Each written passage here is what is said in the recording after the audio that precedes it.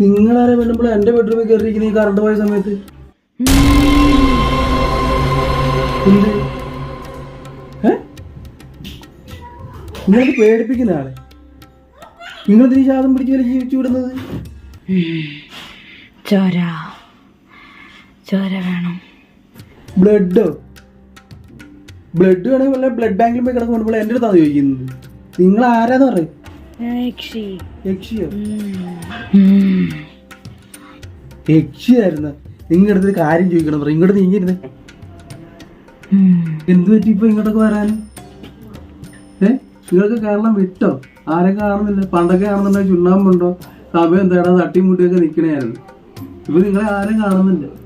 എന്ത് ശോകമാണെന്നറിയോ? നിങ്ങൾക്കൊന്ന് വായു ഒന്ന് പോടിറങ്ങി എണ്ണീറ്റ്.